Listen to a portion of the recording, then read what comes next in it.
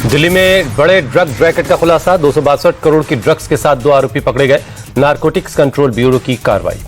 नोएडा में sales manager का काम करता था इंटरनेशनल सिंडिकेट का मास्टरमाइंड। एनसीबी ने 25 साल के शाने वारिस को गिरफ्तार किया। अमरोहा के मंगरौली गांव का रहने वाला आरोपी शाने नोएडा सेक्टर 5 में किराए के मकान में रह रहा था। सूत्रों के मुताबिक उसके विदेशी बॉस की तरफ से निर्देश मिलते थे। फेक सिम कार्ड, व्हाट्सएप, जैंगी जैसे कम्युनिकेशन एप्स का इस्तेमाल करता था। आरोपी ने नेटवर्क में शामिल एक महिला एस्थर किनिम का नाम बताया। महिला ने ही उसे पोर्टर राइडर के जरिए एक ड्रग कंसाइनमेंट सौंपा था। गृहमंत्री अमित शाह ने दिल्ली पुलिस और एनसीबी को बधाई दी। कहा, सरकार ड्रग कंट्रोल खत्म करने के लिए प्रतिबद्ध है। अयोध्या में ध्वजारोहण समारोह से पहले जोर शोर से चल रही तैयारियां। स्वागत द्वार को फूलों से सजाया गया है। मंदिरों पर भी की गई है शानदार लाइटिंग। पूरे शहर को रोशनी से सजाया गया। आज जायजा लेने पहुंचेंगे सीएम योगी आदित्यनाथ। 25 नवंबर को पीएम करेंगे ध्वजारोहण। राम मंदिर परिसर में 3 दिनों से दिव्य अनुष्ठान जारी है। आज आखिरी दिन रहेगा। अयोध्या में सरयू घाट पर की गई संध्या आरती। लोगों का उमड़ा हुजूम। अयोध्या में ध्वजारोहण कार्यक्रम को लेकर सुरक्षा के कड़े इंतजाम। चप्पे चप्पे पर पुलिस बल तैनात है। सीसीटीवी से पूरे अयोध्या पर नजर रखी जा रही है। फैजाबाद से सांसद अवधेश प्रसाद बोले, अगर ध्वजारोहण समारोह का न्योता मिला तो नंगे पांव राम मंदिर जाऊंगा। फरीदाबाद टेरर मॉड्यूल के मामले में बड़ा खुलासा। डॉक्टर मुजम्मिल अल फलाह यूनिवर्सिटी से 700 मीटर की दूरी पर आतंकी नर्सरी तैयार कर रहा था। करीब 200 वर्ग गज में एक अंडरग्राउंड इमारत बनाई जा रही थी, जहां 15 से 20 बच्चों को दी जा रही थी शिक्षा। दिल्ली ब्लास्ट से जुड़ा एक और सीसीटीवी वीडियो आया सामने। 9 नवंबर की रात हरियाणा के मेवात इलाके में दिखी डॉक्टर उमर की i20 कार। यूपी में घुसपैठियों पर बड़ी कार्रवाई की तैयारी। नेपाल सीमा के साथ ही बड़े शहरों में खुफिया एजेंसीज, एटीएस और सुरक्षा से जुड़े संगठन सक्रिय। हर जिले के डीएम और पुलिस कप्तान को दस्तावेज की गंभीरता से जांच के लिए कहा गया। यूपी के सभी जिलों में चेकिंग अभियान शुरू। यूपी के मुजफ्फरनगर में police door to door campaign चला रही। बाहर से आए लोगों और किराएदारों का कर रही है सत्यापन। महाराष्ट्र पुलिस ने बंगाल से एक बांग्लादेशी को गिरफ्तार किया। फर्जी आधार कार्ड में कल्याण के डोंबिवली ईस्ट का पता था। झूठी पहचान बनाकर रह रहा था। एसआईआर को लेकर राहुल गांधी का चुनाव आयोग पर हमला। कहा, एसआईआर सत्ता की रक्षा में लोकतंत्र की बलि है। राहुल गांधी बोले, एसआईआर एक सोची समझी चाल है। नियत साफ होती तो चुनाव आयोग आज भी कागजों का जंगल खड़ा नहीं करता।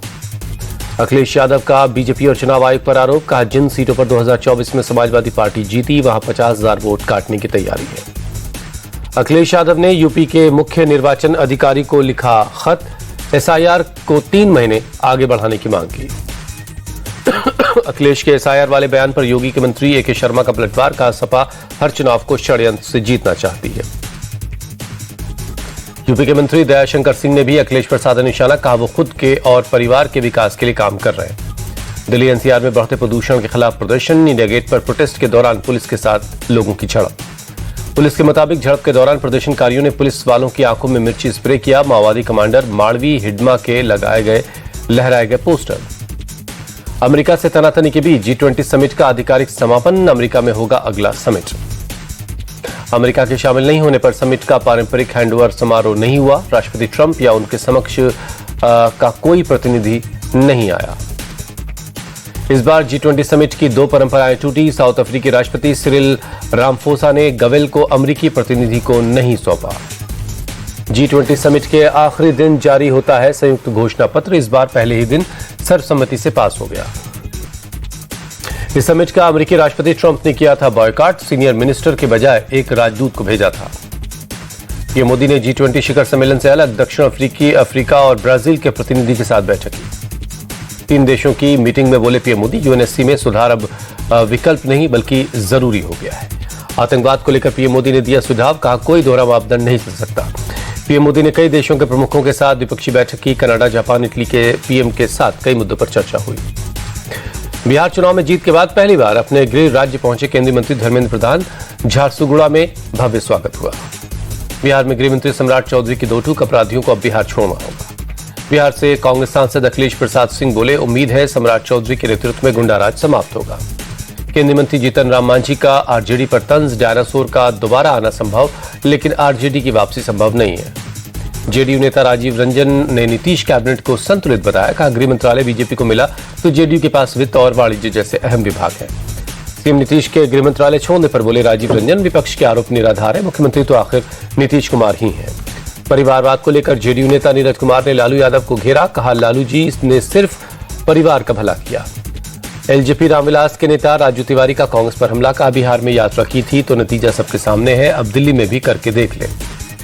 मंत्री बनने के बाद फुल एक्शन में दीपक प्रकाश, कहा पंचायती राज मंत्रालय को लेकर हमारा एजेंडा क्लियर है।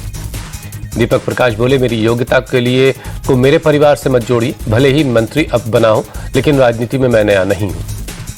उत्तर प्रदेश के उप मुख्यमंत्री केशव प्रसाद मौर्य का बयान, बोले हम पश्चिम बंगाल में जंगल राज खत्म करेंगे और वहां सरकार बनाएंगे। केशव प्रसाद मौर्य ने कहा बिहार चुनाव के पीएम मोदी के नेतृत्व में एनडीए को एक ऐतिहासिक जीत मिली, जनता का आभार जताया।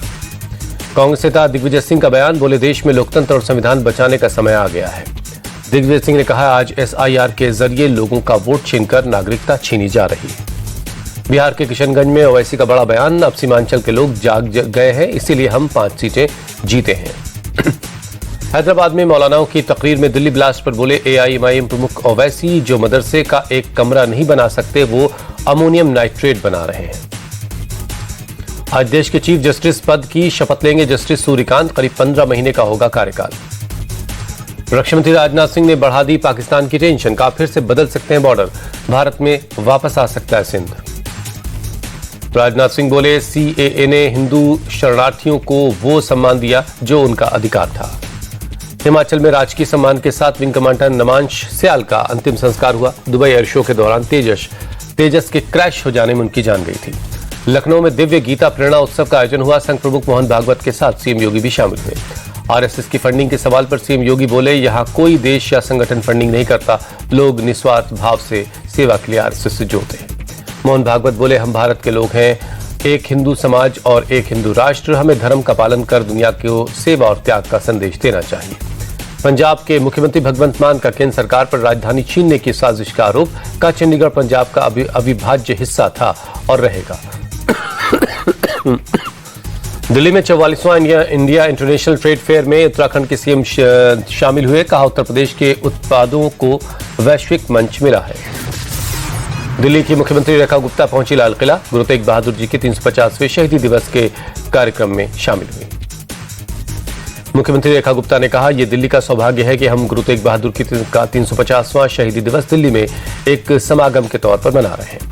गुरुग्राम में एक युवक पर आधा दर्जन बदमाशों ने जानलेवा हमला कर दिया, कुल्हाड़ी और तेजधार हथियारों और लाठी डंडों से जख्मी कर दिया, गंभीर हालत में अस्पताल में भर्ती है। कोलकाता में 33 साल के एक शख्स का होटल से शव मिला, तौलिए से बंधा था पैर, पुलिस ने एक लड़के और एक लड़की को गिरफ्तार किया है। मध्य प्रदेश के खंडवा में मदरसे से 20 लाख के नकली नोट मिले, भोपाल से मास्टरमाइंड डॉक्टर समेत 3 आरोपी गिरफ्तार, ट्रैवल एजेंसी की आड़ में छापते थे फेक करेंसी। यूपी के गोंडा में एनकाउंटर, एसओजी की टीम ने 5 लुटेरों को गिरफ्तार किया, 2 के पैर में लगी गोली। एमपी के जबलपुर में सनातन विरोधी पुस्तकें बांटे जाने पर हंगामा, विश्व हिंदू परिषद और बजरंग दल के कार्यकर्ताओं ने किया विरोध प्रदर्शन। मध्य प्रदेश के रायसेन में 6 साल की मासूम के साथ दरिंदगी, आरोपी की तलाश में जुटी है पुलिस की 8 टीमें, ड्रोन के जरिए सीहोर तक सर्च ऑपरेशन, 10,000 का रखा गया इनाम। आरोपी की गिरफ्तारी में देरी पर लोगों का फूटा गुस्सा, उबैदुल्लागंज और सुल्तानपुर में बाजार बंद, हिंदू संगठनों ने गिरफ्तारी की मांग की। यूपी के बरेली में बुलडोजर वाली कार्रवाई जारी है, मौलाना तौकीर रजा के करीबी आरिफ की मार्केट पर चला बुलडोजर। ग्वालियर में पुलिस की टीम ने 2 स्पा सेंटर पर रेड की, कई लड़के और लड़कियां आपत्तिजनक हालत में मिले। पुलिस ने मौके से कुछ आपत्तिजनक सामान बरामद किया, पूछताछ के लिए सभी को थाने ले गई पुलिस। शुरुआती जांच के बाद पुलिस ने जानकारी दी कुछ लड़कियां ग्वालियर के रहने वाली हैं, जबकि कुछ दूसरे शहरों से यहां रहने आई। उत्तर प्रदेश के हापुड़ में स्क्रैप फैक्ट्री में लगी आग, बड़े पैमाने पर नुकसान की आशंका है। फैक्ट्री में एक डीप पोल्यूशन मशीन में आग लग गई थी, धमाके की आवाज सुनाई थी। दमकल की टीम ने कड़ी मशक्कत के बाद आग पर काबू पाया, आग लगने की वजहों की जांच की जा रही है। भारत और साउथ अफ्रीका के बीच जारी गुवाहाटी टेस्ट का तीसरा दिन, साउथ अफ्रीका ने पहली पारी में बनाए 489 रन। साउथ अफ्रीका के खिलाफ 3 मैचों की वनडे सीरीज के लिए टीम इंडिया का ऐलान, केएल राहुल को मिली भारतीय टीम की कमान। कोलकाता टेस्ट में चोटिल हुए कप्तान शुभमन गिल को वनडे सीरीज में दिया गया आराम, रविंद्र जडेजा की वापसी, बुमराह सिराज को आराम। ऋतुराज गायकवाड़ को 2 साल बाद वनडे टीम में वापसी, डोमेस्टिक क्रिकेट में शानदार प्रदर्शन का इनाम मिला। साउथ अफ्रीका के निचले क्रम के बल्लेबाजों को जल्दी आउट करने में नाकाम गेंदबाजों का कुलदीप यादव ने किया बचाव, बरसापारा स्टेडियम के पिच की तुलना सड़क से की। बेंगलुरु में कैनरा मैराथन 2025 का आयोजन, हेल्थ इज वेल्थ का दिया गया संदेश, अलग अलग रेस कैटेगरी में खिलाड़ियों को सिलेक्ट किया गया। कैनरा मैराथन में फेमस खिलाड़ियों ने भी हिस्सा लिया। पूर्व क्रिकेटर वेंकटेश प्रसाद और राजस्थान के रेसर धर्मेंद्र ने भी दौड़ लगाई।